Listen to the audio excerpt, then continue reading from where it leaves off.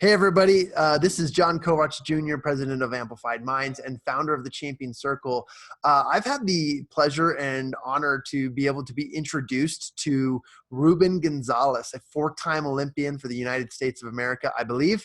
And he has been an awesome connection through one of my good friends, Eric Swanson. So shout out to Mr. Awesome.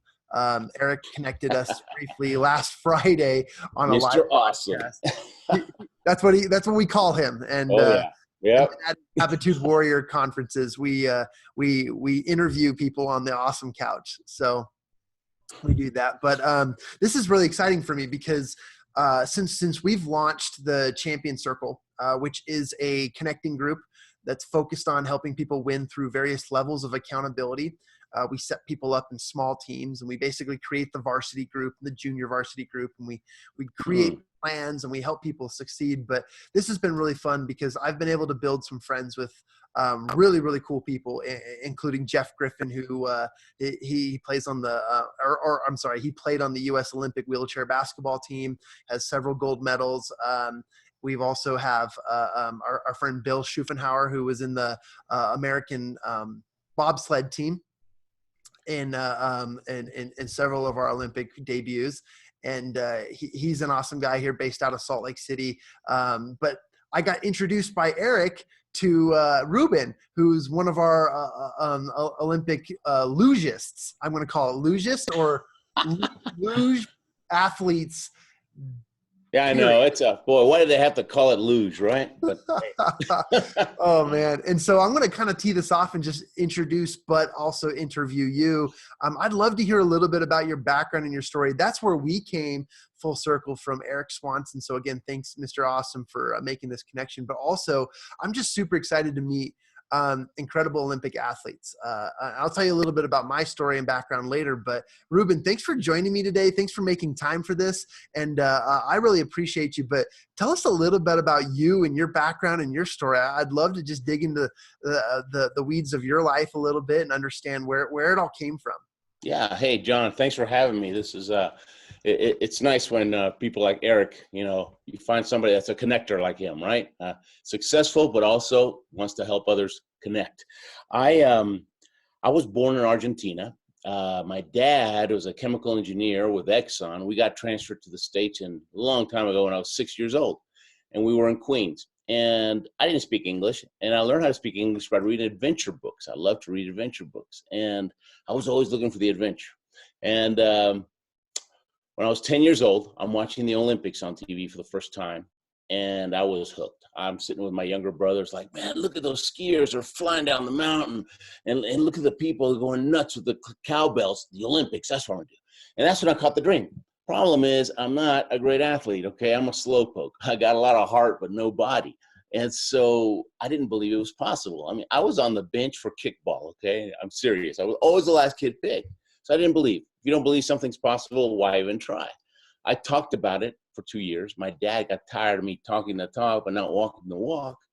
And he says, Ruben, you'd like to read books. Why don't you read some biographies? You'll study the lives of great people. You'll figure out what works and what doesn't work in life because success leaves clues. I thought, hey, that sounds pretty good. I can learn from somebody else. Started reading them, and I realized, man, these are just like true life adventures, right? And so it's one thing I can learn out of all these people. And what I kept seeing over and over was perseverance. I mean, these people refuse to quit, right? I mean, they're just a bunch of hardheads. If your mom used to tell you were a hardhead, man, you got a great future. So anyways, I made a decision as a 12-year-old, I'm not going to quit anything anymore because, quitting guarantees you're not going to get your dream, right? Perseverance, at least you got a shot. By high school, my nickname's Bulldog. I mean, this kid walks up to me and goes, your name needs to be Bulldog because you're tenacious. Well, when I'm 21 years old, I'm in college, and the Olympics roll around again. I see the '84 Sarajevo Games, and I see Scott Hamilton win the gold medal, and he gave me hope. Right? I thought if that little guy can win, I can at least play. I'll be in the next Olympics no matter what. It's a done deal. I just got to find a sport, right? So I've been playing soccer all my life. I was actually a walk-on in my university, but I only got to play 5 minutes. Coach said, you get to play if we're winning by 2 goals because you're a threat to our own team. That's what he said, right? So he keeps me on the team just because I motivate everybody. Anyways, I get excited. And so I went to the library. And for the first time I had belief before I had desire. I wrote a book called The Courage to Succeed. You got to have two types of courage, guys. The courage to get started, courage to not quit, okay? Everything's hard at the beginning. And so you have to stick it out long enough to learn the skills, and then you use the skills to reach the dream. So I always had the desire, but not the belief. And now finally, because of Scott Hamilton, I got the belief. I go to the library. I get this big book about the Olympics, and I'm looking at all those summer sports. It took me 5 minutes to realize, man, you got to be a super athlete to do any of this stuff. There's no way. And I got down, right? And then I'm starting to look at the winter sports, and I guess the analytical side of my brain kicked in. And I thought, hey, I'm about to put together a plan for the next 4 years. It probably would make sense to base the plan on my strengths. My strength's not athleticism. I'm okay athlete. My strength's perseverance. I'm bulldog, right? So I thought I got to find a sport with a lot of broken bones, right? A lot of quitters, and I'll just make it to the top on the attrition rate. That was my whole plan. I'm going to outlast these suckers, right? So I had it down to ski jump, bobsled, and luge. Now, we lived in New York for 2 years, but then we moved to Houston. I lived in Houston most of my life. And so I thought, man, I'd never skied before. Forget ski jump, right? That's suicide. So scratch that one out. Bobsled. Where are you going to find 3 other nuts who want to do the bobsled, right? You got to go to Jamaica for that, right? So actually, I know one of the Jamaican bobsledders, one of the original ones. You need to have him on your show. I'll hook you up. Oh, man. That would be amazing. Evan Harris, professional speaker. No, he's really cool. And so he pokes fun at me and his keynotes, and I do, the opposite. And so that left the luge. I'd never seen the luge on TV at that point in my life, okay? If I had seen it, no way I'm going to do that. But I had a little picture of a guy on a luge. I thought, that's the one for me. That's how I picked my sport. Now, guys, when you hear this, when you listen to this, I want you to don't just listen to the story. Think about your goals, your dreams, what you want to accomplish, what's in your heart, and put yourself in my story, right? And that'll help you. It really will. And so, and we're going to talk about taking advantage of opportunities, okay, and overcoming obstacles and developing a winning mindset, all that stuff. So think, how can I do that? All right. So I had it down to luge. I didn't even know where the track was. So I wrote Sports Illustrated a letter. Where do you go learn how to luge? Signed, Ruben. I mean, that was it, right? Bottom line. And I sent it to them. This is before the internet. You used to have to do letters back then. And so they actually sent me this letter back. They said Lake Placid, New York, and they sent me this picture, this 8x10 picture of a guy in a luge. It's sitting on in my office. I'm looking at it right now. And so as soon as I got that picture, I put it in the frame and I stuck it right in front of my bed in my bedroom. First person I saw in the morning was the luge man, right? And so it reminded me, hey, got to eat right, got to work out, hang around winners, right? Because you got to hang around winners, okay? That's why these groups Jon puts together are important, because you become like the people you hang around with, right? It rubs off on you because you pick up their habits. That's what really happens. So I tell people, look, the simplest way to explain this is if you want to lose some weight, start hanging around some skinny people, all right? You won't even notice it, but you'll be exercising and eating salad, and you'll actually be liking it, right? And the pounds will just come off. So anyways, so I picked the luge. They said Lake Placid. I call Lake Placid. I'm an athlete here in Houston. I want to learn how to luge, so I'm in the Olympics in 4 years. Will you help me? So you got to ask for help. And the guy goes, how old are you? And I said, 21. And he starts laughing. He goes, forget it, man. You're too old. We start them off when they're 10 years old. By now, you have 10 years experience. There's no way, right? I was floored. I didn't know. I thought they were going to welcome me and hear this guy laughing at my dream, right? Usually, guys, when somebody's laughing at your dream, you know what you need to do? You disassociate from that person, okay? Stop hanging around them, because they can 100%. Steal your dream. They can just put doubts in your head and really mess you up. But this guy I needed, right? So I thought, if hanging up's not an option. If I hang up that phone, it's all over. So I started telling my story. And I happened to tell him that I was born in Argentina. And he gets all excited all of a sudden. He goes, if you'll go for Argentina, we'll help you. And I said, why? A minute ago, you weren't going to help me at all. And he says, well, the sport of luge is this close to getting kicked out of the Olympics. It's just the U.S., Canada, and a handful of European countries. We're recruiting. Really? Tell me more. Well, if you'll go for Argentina, now this part here, you know what it's called? It's called taking advantage of opportunity, okay? It's called running to daylight, all right? In case you're taking notes over there. All right, so he says, we'll train you, okay? We're going to have to we'll even lend you a sled and a helmet the first year. Eventually, got to get your own stuff. We're going to have to cram 10 years of luge training into just 2 years, okay? You're going to get hurt a lot, all right? But the reason is the last 2 years, you have to be competing against best in the world, the World Cup circuit. And right before the Olympics, top 50 get to go. 51 watch it on TV, okay? You don't get to go just because you're from Argentina. So we go for Argentina. And I thought about it for about a nanosecond. And he said, yeah, man, I'll go for anybody. I'll go for Pakistan. I don't care. I mean, I didn't care what sport. I just want to be an Olympian. Now, get this. The luge was the vehicle, okay? The Olympics was the dream. I hated the luge. I was killing myself out there. I white-knuckled it for 25 years, seriously. But I kept at it, and I stayed in the game. And I got good enough where I got to go to 4 Olympics, see? Wow. And, yeah, I did. It was never about the medals for me.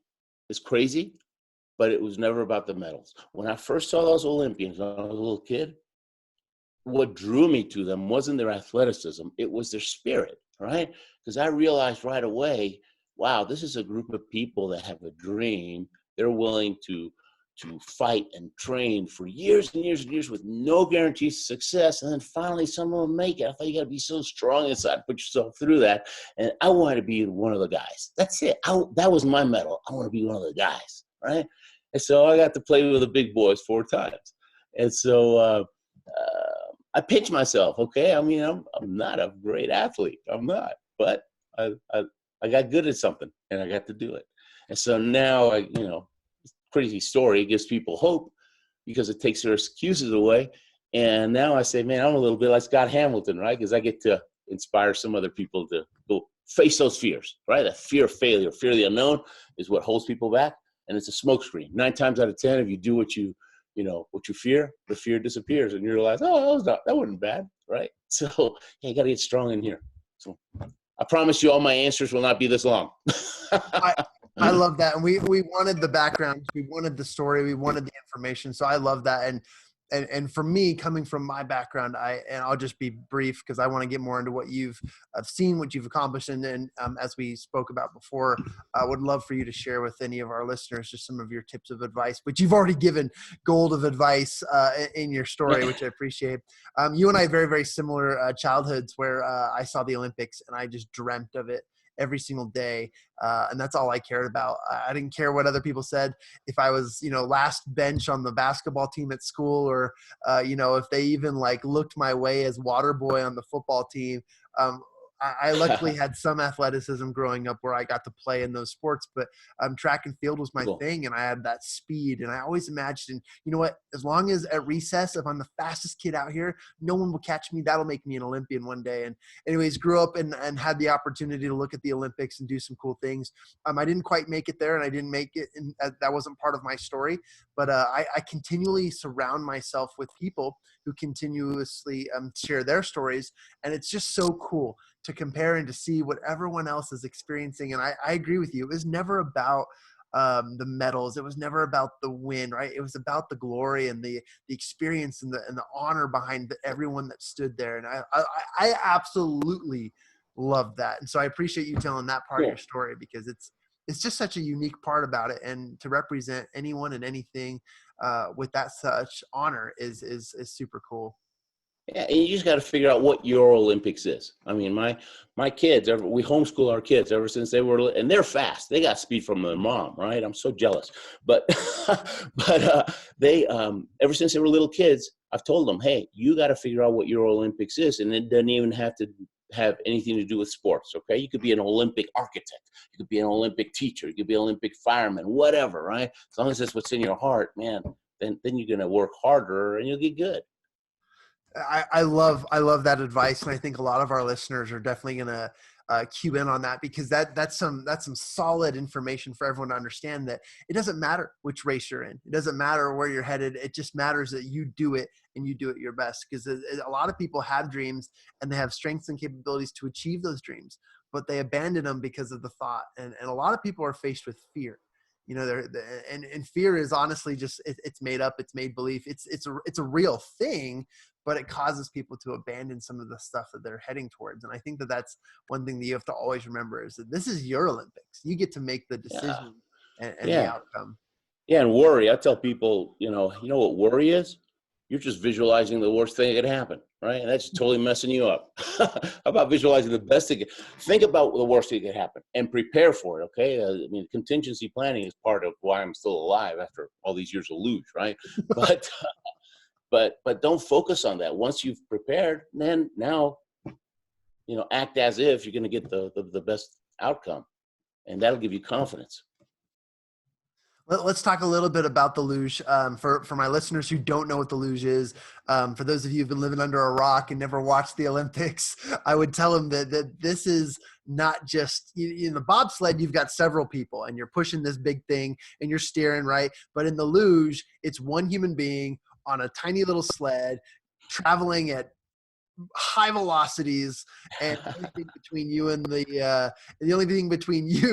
the ice is a couple blades and a little sled. And I kind of wanted to tee you off to explain and describe to you what the experience was like doing something as crazy and as dangerous as the luge. Well, people always ask me, what's it feel like? Is it scary? And yes, it's scary, especially for me, because I didn't start till I was 21. These 10-year-olds that start, most of them some of them start at 5, okay? Because they have these little bitty sleds. They don't go from the top. They go from the junior start. And so they have these little, it's like T-ball luge, believe it or not. And so these little kids, they're bulletproof. They're not afraid of anything, right?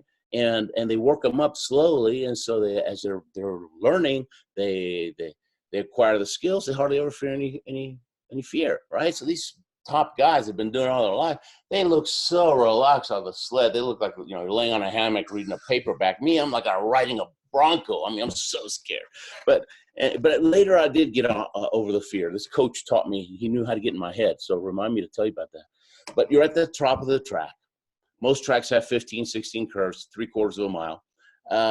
You sit down on the sled, and there's 2 handles that you'll use to pull yourself forward, and then you have spikes on your fingertips that you'll paddle and you lay down and you go. So the beginning is very high energy, right? I mean, you're just pulling as hard as you can. Bobsled is the same way. Watching a 4-man bob start is amazing. It's adrenaline flowing everywhere.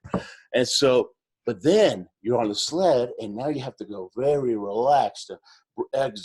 Entrance and exit every curve. Exhale to try to relax.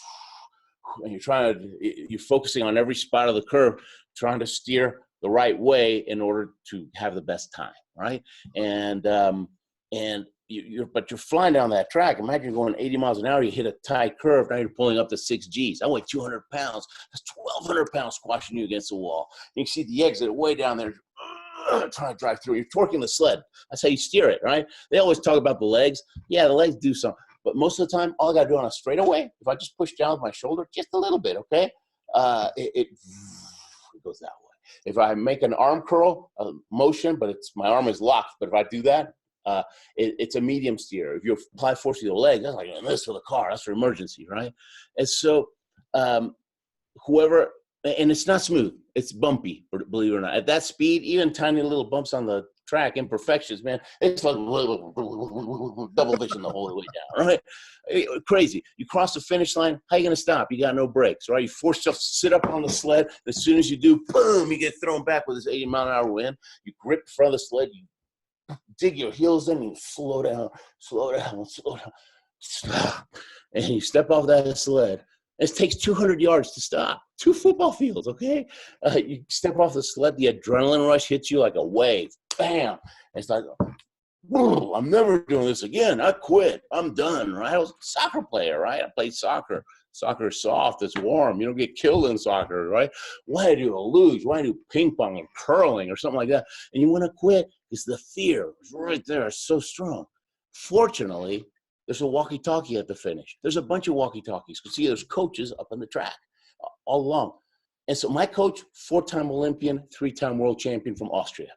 Tough as nails, okay? 6'6". I mean, mean, doesn't smile it hurts him to smile. I think it's a little cramp here. You don't use that muscle. So I pick up the walkie-talkie, and I'm out of breath. I just had a bad run. Coach, this is Ruben. Ruben, come on.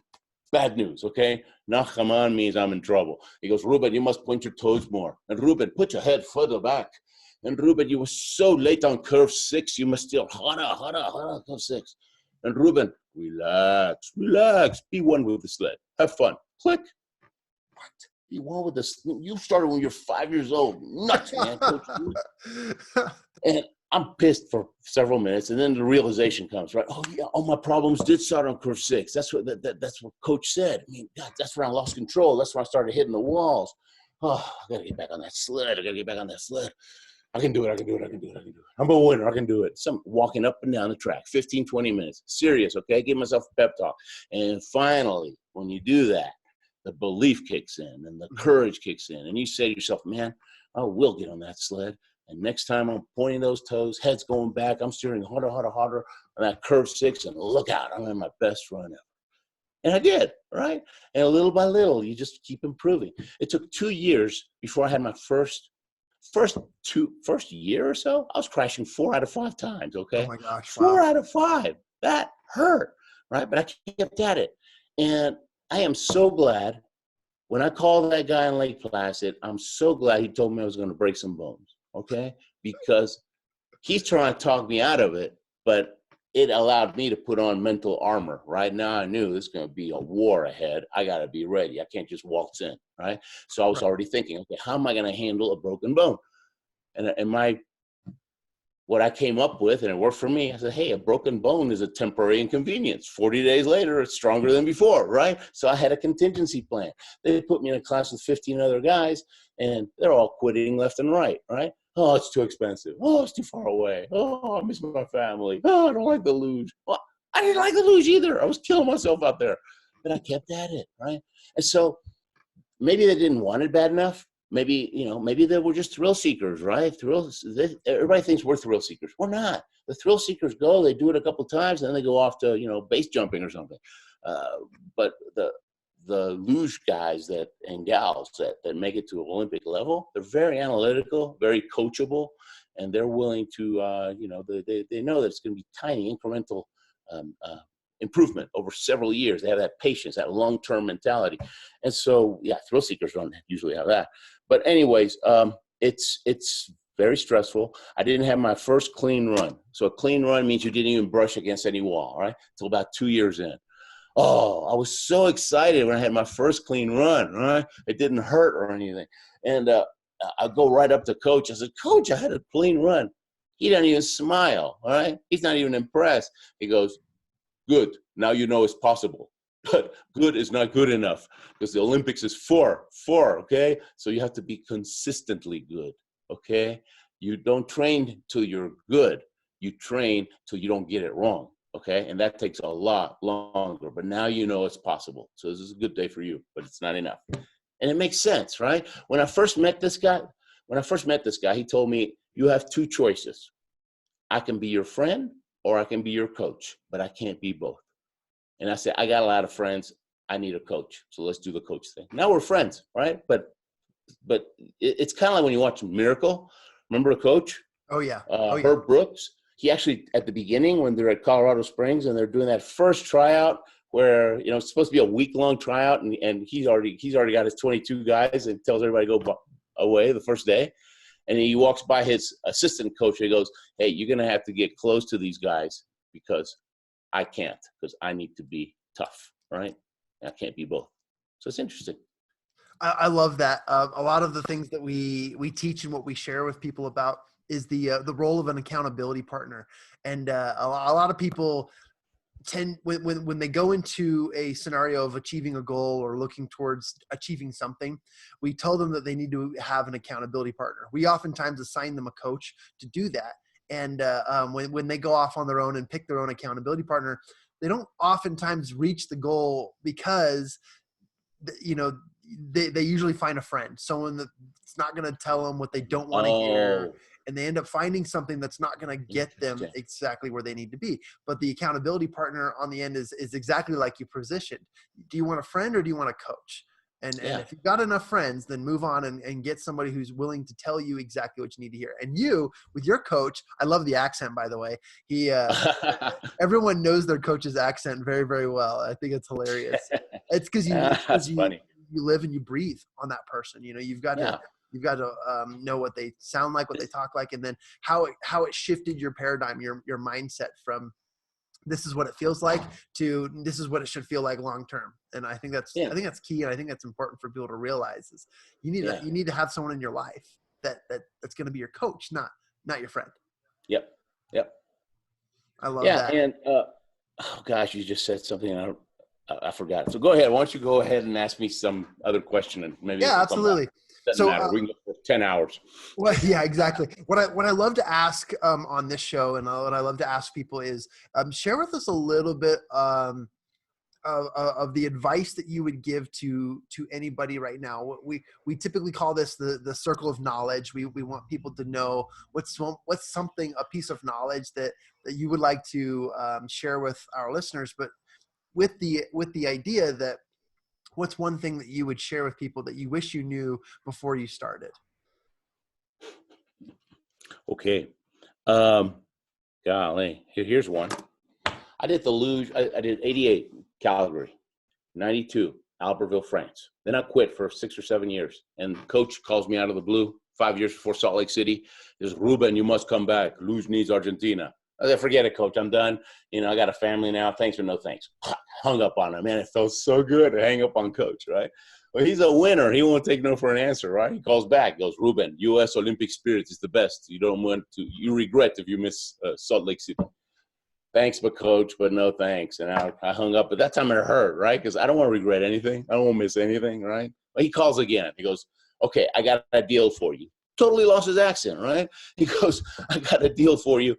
I got a camp coming up in Calgary, 2-week camp. You get yourself to Calgary, I'll take care of room, board, track fees. We take 5 or 6 runs a day, $40 a pop, okay, out of our pocket. And he's going to pay everything. I mean, he's not only the toughest guy I know, he's also the cheapest guy I know. All the years I knew him, he never even bought me a beer.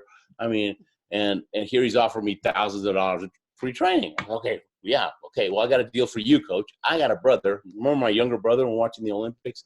He's seen me go to the Olympics twice. I seen the look on his eyes, so that deal goes for him too. I'm in. How old is he? 30 years old. 30 years old? Are you crazy? Oh, you got to see this guy, coach. Incredible athlete. He's not, okay? He's an architect. But, all right, bring him along. Boom. Hangs up on me. Right now, order has been restored to the universe. He's hanging up on me again. But Marcelo, my younger brother, he's mentally tough too. And so I knew if you got mental toughness, you can do it. And so I went to him, and he didn't know I was negotiating for him. I mean, this is all on the fly. I told him, hey, look, worst case scenario, you got a 2-week vacation in Calgary. He goes, yeah, I could die on this vacation of yours, right? He goes, yeah, but best case scenario, you could be the Olympic architect. Imagine that. That's pretty good. So he goes and, crashes and burns for a few. He actually caught the dream. He's actually better suited for it than me because I'm wound too tight for the luge. And he's very relaxed. And it's long story short, we both made Salt Lake City. We both broke. He got ripped. Wow. All right. So before and after picture, like you see on, and he got focused. He caught the dream. He did the work, and he barely made it. But we made Olympic history. 2 brothers competing against each other. And so the third one. Another 6-year break, right? I'm like the Brett Favre of luge, I'll tell you. And then came Vancouver. Started training for Vancouver. And about 2 years before Vancouver, when I started training for it, another coach from the American team, good friend of mine, Jonathan Edwards. He'd be good for your show too. Write him down, Jonathan Edwards. Got it. Yep. He got 4th place in Lillehammer in the luge in doubles. And he's an All-American goalie in lacrosse. I mean, this guy's good at everything. And he's written a book about coaching. He knows. He's the only coach I've ever met that really knows how to get inside you, all right? And so he tells me, I'm a 3-time Olympian, right? I'm about to go for 4th. He says, Ruben, I can't believe you're still scared after all these years. I mean, what's going on in your head going down this is the answer to your question, okay, by the way. Sorry, but no, you're good. This is how I do it. I'm a sucker for stories.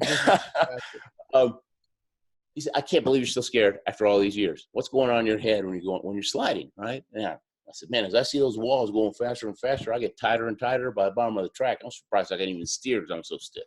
He says, luge is not even about speed. I said, what? He goes, no, we're surrounded with an environment of speed, but you could be clocked at the fastest speed, right, of anybody. But if you crash at the bottom, you still lost the race. Luge is about who has the best time, okay? Who's And it's the only sport in the world clocked to the 1/1000 of a second. So everything counts. We get real anal about stuff in the luge.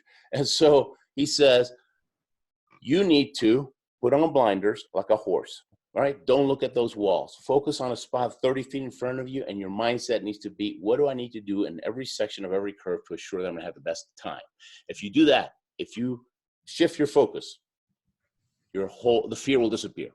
And I trust him. And I've known him forever. He's got fruit on the trees. Okay. See, you want your mentor, your coach to have fruit on the trees. You don't want to be a theorist, right? And he had fruit on the trees. And so I said, good. That night I did about 100 mind runs, visualizations with the blinders on. Next day I get on the track, boom, fear disappeared. It didn't reduce, it disappeared. It was a totally different feeling. And so what are people focusing on today? Corona, the lousy economy, the news, right? No, we all got this. See, we're in an environment surrounded by, Corona and bad. Yeah, but we all have it, okay? That's the new standard for now. This is not forever. It's just for now. So your focus needs to be, what am I going to do in the next 15 minutes to get me closer to my goal, my dream, my whatever, build my business to the next step? And so you ask yourself that several times a day, and you can set a reminder on your phone, right?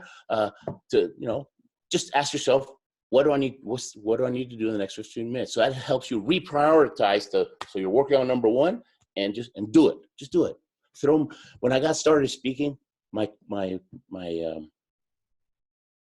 coach, my mentor, he said, first thing he tells me is, I don't care if you're a 10-time Olympian, unless you write a book, no one's going to take you seriously because an author is considered the authority of his subject. You wrote the book. I just went on and on. I thought, what, does this guy have a publishing company or something? He didn't, right? And so I told him, I can't write a book, man. I made C's in English. Heck, my parents celebrated if I brought up C in English, right? And he says, you got a great story. You write it down. We have some A students that clean it up for you. That's grammar. I said, oh my gosh, I didn't think about that. Yeah, it's called editing. So shut up and sit down. I mean, this guy's big meat. All my coaches are that way because I'm such a hardhead. And so I've already figured out that little nice coaches, they don't work for me. So anyways, so I wrote the book, right? And it was The Courage to Succeed. And I've written 5 already. I'm a real best-selling author, by the way, not these Amazon ones. Okay. I sold 300,000 books plus in 10 languages. Right. And it has opened up doors all over, just like he said. But see, this is the importance of a mentor, right? Or a coach. You have this doubt, this fear. It looks like your struggles look like Mount Everest, and your coach, he's been through that, right? He says, no, that's a piece of cake. Do this, this, and this. And all of a sudden, oh my gosh, yeah, it looks like a molehill now. You can handle that, see? And so the coach takes the fear away, gives you a plan, keeps you accountable, and you get to accomplish so much more. When we climbed Kilimanjaro, I point because I got pictures everywhere. If you like, I'll show you around the office too. It's the teaching experience that even a messy person can succeed. We climbed Kilimanjaro. We hired a guy who had climbed about 200 times. He climbed Everest. So he had fruit on the trees. And we went, and it was 5 days. You start in the jungles, you go through 5 ecosystems, you end up in glaciers. Amazing, right? I've never been, that last day was 18 hours. I've never been so tired in my life. Dean, our guide, Dean Cardinal, he's already climbed 6 of the 7 summits. He tells us at the bottom on the trailhead, he said, he got real serious all of a sudden. And he goes, for the next 5 days, this is the most underestimated mountain in the world. It's a walk up. It's not technical, but there's no air up there. It's half the air that we have at the bottom. So we need to acclimate, all right? For the next 5 days, you step where I step. You drink when I drink. You eat when I eat. You sit down when I sit down. You pee when I pee. You do everything when I do it. And in 5 days, you get your picture on top of Africa. And if you feel any discomfort, let me know, because things get bad really quick at altitude. Okay.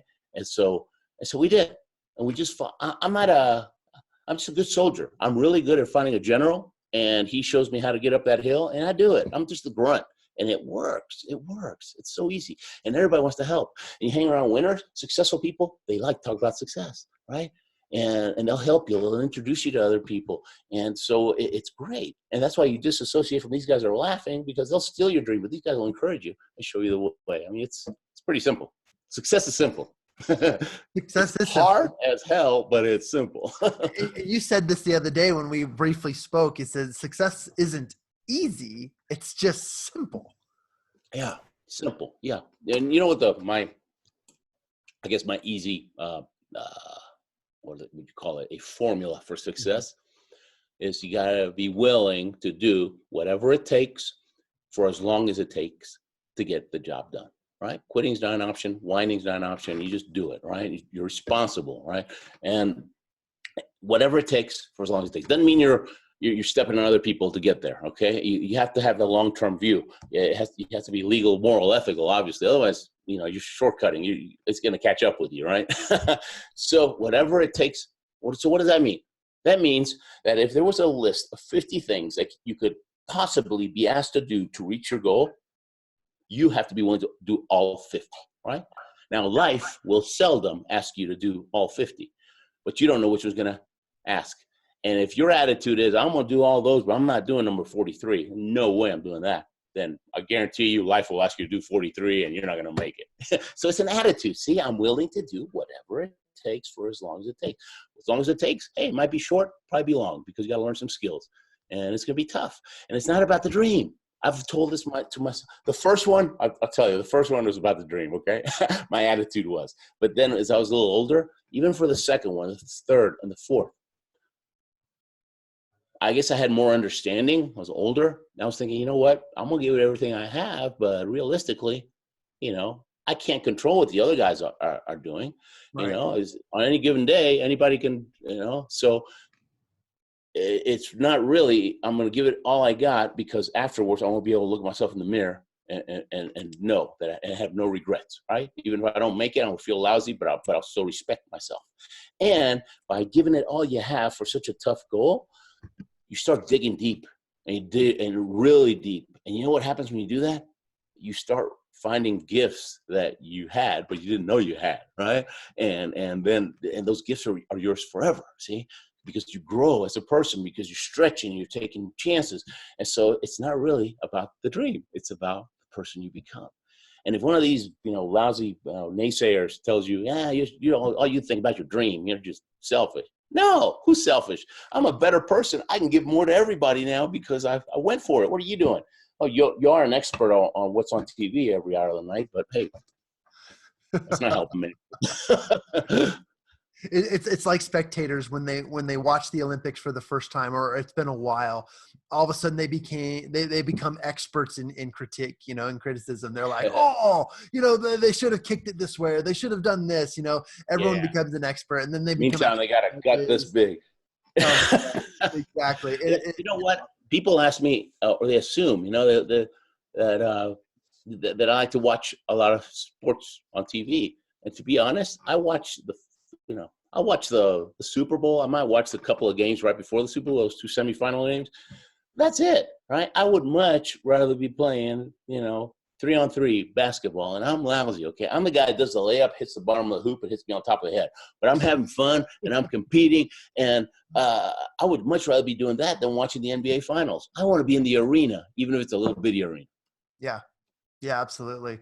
Transitioning as we kind of wrap things up, I'm so grateful for your time, Ruben, and I'm so grateful for the stories that you're sharing and the lessons you're teaching me and then teaching my audience. But I want to ask you, so your journey was, late start in Olympic journey, and then you've done incredible things like Kilimanjaro. What's business look like for you these days? What are you up to? What are you doing? You have a best-selling book. Let's talk a little bit about that, and just what is your everyday right now? What are you working towards, and what are you doing? Well, every day has changed a lot lately, especially for speakers. I used to sell copiers in Houston. And about a month before the Salt Lake City Olympics, 2002, a little kid asked me to be his show and tell project in school when I came back from the Olympics. So I thought, sure, why not? How bad is that, right? 5 minutes. Everybody's showing something, right, in a classroom. So I brought the sled, the helmet, the Olympic torch. I was a torchbearer. I thought, no prisoners, man. I'm going to kill these kids. I'm finally going to get my gold medal. And so I go to the school. I'm pumped. And the principal takes me to the auditorium, right? It's actually the cafeteria. And there's 200 kids sitting on the floor. And he says, you got 45 minutes. Have at them. Well, they turned it into an assembly, but they didn't tell me. Oh. I thought I was going to die, okay? I mean, the door looked so inviting. I mean, I almost just booked out of there. And I said a little prayer. I said, God, what do I do now? And what I felt I needed to do was just tell them your story, give them some pointers, help them reach their dreams. And I did. And afterwards, the principal gets in my face, man. She goes, man, you got a gift. You're better than people we pay. You need to do this for a living. And she was so in my face about it that she got me thinking, right? And for the next 3 days, I always want to have my own business. For three days, I'm thinking about it. Man, I was actually having fun doing that. I didn't die or anything, right? And maybe I can inspire some people to really go for it in life. I quit my job 3 days later. I don't recommend it, but I quit my job. And I figured if I can sell a copier and then I can sell a Ruben too. And I just started hitting the phones. And I built a business like that. And then I met got to write a book and all that stuff. And it's always been, you're trying to build a brand. Everywhere you go, you're trying to get videos. You're trying to get testimonials. You got to have third-party, testimonials on your website, because meeting planner could get fired if they hire somebody that bombs. And so you got to make it an easy decision. But even so, even though Olympian, best-selling author, everything, it's a competition to get these gigs. Okay, it's constant marketing. And so about a month ago, with Corona, everything got canceled. For me and for all the professional speakers, right? I mean, overnight, hey, there's no meetings, we can't meet, right? And about $50,000 like that, right? Some of them got pushed back. One of them got switched to a Zoom call, and we did that by Zoom. It was really cool. And I was scared for the first few days. I was scared. I thought, what are we going to do now? Right? And then I remembered something my first coach had told me. When I started speaking, he says, Ruben, you got a great story. You got to call everybody. You got a massive action. Okay, just throw mud on the wall. Some of it's going to stick, and we'll clean up the mess later. And I'm still doing that. All right. And so I just started calling on my client list. All right. And because, low-lying fruit, we have a relationship. And get you guys, if you're in sales and you listen to this, people have never been more accessible, because there's nobody to protect them from people like us, okay? all of the gatekeepers I don't know what they're doing, but hey, making YouTube videos, I don't know what they're doing. But anyways, so throw them on the wall, call people. And I'm calling people and I realized, well, everybody's frozen their spending because everybody's scared, right? Well, I got to find, I'm showing you my process of, hopefully this helps my crazy process. So then I realized, see, you got to make your mistakes quick. Right? Throw them on the wall means figure out what doesn't work as fast as possible. That way we can focus on that 20% that does work. And so make mistakes, right? You want to succeed big, fail big, right? You want to succeed fast, fail fast. And I need to succeed fast. And so I'm calling everybody. I realized, man, 80% of people they're just not hiring, period. And I thought, well, there's some industries there still are, right? They're doing okay, right? Pharma, healthcare, schools are still open. What else? Insurance, banks, stuff like that. Banks, they can spend money, but they don't have time because all they're doing is filling out loan applications now. So they don't even bother with banks. And then I found a sub-industry of one of those by throwing mud on the wall. And now this is awesome. I am starting to book. I showed you my leads, man. I'm excited. I got about 90 leads here for the next few days, but these are really good, okay? Because I already threw the mud. These are going to be good. And so I'm doing Zoom calls for them and for their clients, right? Invite your clients, client appreciation. Everybody's down. Let's pump them up, right? And hey, while you're at it, why don't you invite some of your prospects, right? Who's your dream prospects? Bring them in. And you start a relationship that way, right? And so I'm starting to book these. And it's awesome because you don't have to be dressed from the waist down, right? You got to just look good from the waist up. It's awesome. And now this is going to be a new income stream for me when this blows over. And it's going to be so good. I love traveling. I always have. But I know a lot of speakers that got burned out from the travel. But this is great because I could be training somewhere or on a vacation. And I can be making money doing a Zoom call for somebody just to inspire them like this. So see that's how my mind operates, just try everything till you figure out what works. I absolutely love that principle. And that actually just goes back to your story, when they tell you like, what are you thinking when you're in the luge? And you're like, well, honestly, I'm terrified, but I'm stiff, I'm stretching. And then they tell you, no, you just got to relax. You just got to be the sled, right? And it's so cool how you just adjust, right? We all need to adjust. And something we've been talking about. You said the magic word for today, adjust. Adjust. Yes, agile. Yeah. Yeah. You know what's going on right now? It's funny. about 5 years ago, I get this lady from Italy calling me, a meeting planner. She was like head of marketing or something for a multi-billion-dollar telecommunications company over there. We're having a European sales meeting, and we're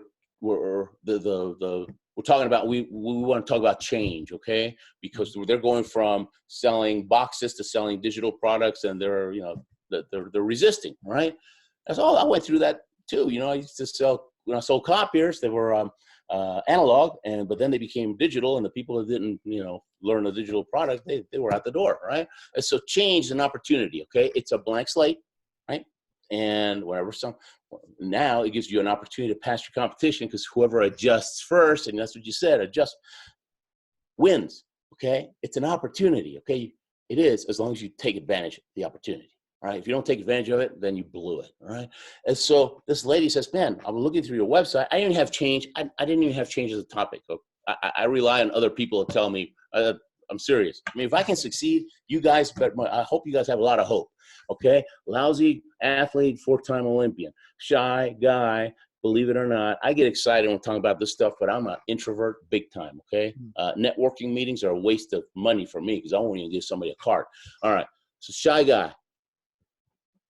And I'm a professional keynote speaker and seasoned English. And I sold all these books. I mean, if I don't give you hope, you're in a lot of trouble. All right. But this lady, she says, I'm looking through your website. Anybody can change sports at age 21 must know something about change. I started laughing. I thought, yeah, I guess I do. And so I did it, right? I went to Barcelona, spoke for all these guys, and they got it, right? They got the message loud and clear, and she loved it, right? So, but yeah, this time, so we're going through the biggest change in history right now. Okay, guys? We really are. And so this is an advantage. Think about a tennis match, right? This is what happens. Player A wins the first set. Player B makes an adjustment, wins the second set. Player A makes an adjustment, wins the third. It's always back and forth. Do you notice that? Because they're adjusting to each other, and whoever adjusts first wins. Baseball, yeah, batter's adjusting to the pitcher. Pitcher's adjusting to the batter. And those are microcosms, right? Life is the same thing. It's the same thing. That's so fantastic. Welcome change. Change is good, man. This is an opportunity. Look, there's going to be a shakedown, okay? There always is, right? Always. It happened. I didn't even know it was happening. When I got started speaking in 2002, I didn't know anything about the business. All I knew was some teacher told me I ought to be a speaker. I mean, that was what I based this little change in my life on, right? And so, 6 months before, 9/11 had happened. There were no meetings. Everybody's afraid to fly, but I didn't know it. And I'm going to decide to be a speaker. It's like somebody right now decided they want to be a speaker, right? And so, but I didn't know. So ignorance on fire, sometimes it's a good thing, right? Yeah. That's why you don't waste your time watching the news. They'll just talk you out of your dream. The news makes money 2 ways: scaring you and making you mad, right? And if they do that, ratings go up. And they don't care about your dream. They just care about their ratings. So, yeah. So change is good. Take advantage of it. I love Same that. thing happened in 2008. 2008, yeah. Same thing. There was a shakedown, right? Everything went down to about half. The speaking business did. And a lot of people went out of business. And the ones that were tough and were ready for the fight and were their attitude was, this is an opportunity, right? Because the champions of tomorrow, they're being forged today. Remember that. The champions of tomorrow are being forged today. Why? Because we're under pressure, right? It's like that piece of coal, it's either going to crumble or it's going to turn to diamond, right? And I got a feeling that people are listening to this, they're more the diamond type. Thank you, Ruben. That's so incredible. And I really appreciate just the continuous stories, and thank you for your time and making it out today to just share that with us. I'll make sure I get you a copy of all this. To kind of wrap things up, if people wanted to inquire of you and learn more about you and what you've got going on, how would they contact you? Best way, easiest way is just go to Ruben, R-U-B-E-N, Ruben Tips, right? Hey, I'm going to give you some tips. RubenTips.com. That's it. There's some of my articles there. I got about 10 free articles. You can check them out. If you like my style, which is usually story point, just like my talks, then you can actually sign up for a newsletter. And it's, every 2 weeks you're going to get something cool. And then if you go to the top, then you'll go right into my website. You see videos, all kind of stuff. So there's a lot of free stuff, and there's some paid stuff too. If you scroll all the bottom to that Ruben Tips, Devin from the Jamaican bobsled team, he interviewed me for his podcast, and you can listen to that. So if you can understand his accent, you'll like it. Actually, that was my curiosity is, yes, I want to listen, but will I be able to understand? That's the test. And that's what's going to drive Yeah, me. you will. You will. Oh man, that's so great. Well, again, New York. Where are you at? I'm based out of Salt Lake City. We're in a little town called Heber City, right outside of Park City. I always stay at the, well, you're by the university? Or you're outside of Park City? Quick access to that. Yeah, absolutely. Have you had Mark Eaton on your show? So Eric and I were just talking about that. We need to have Mark's a good guy. He lives out by Park City. He'd be good. He talks about teamwork and being a role player. Yeah, I just got set up with him the other day, so we'll be having Mark on here soon and a few other guys. Cool. Actually, Carl Malone owns half the town that we live in, so. Oh, really? Yeah, we're hoping to bring him up on. That's awesome. Yeah. Awesome. Well, again, Ruben, thank you so much. This has been incredible. I want to continue our friendship and find ways to serve you and to create opportunities in this world. Yes, we are adjusting, and that makes us agile. And I'm super excited to just support you and what you're doing. So I'm grateful that my listeners got to meet you and to get to hear from you. I'll send them your way, and I'm just absolutely incredibly impressed with the time you've given me. I appreciate you. Oh, well, thanks, man. Looking forward to meeting personally. Oh, let's look forward to that. I want travel to begin now. All right.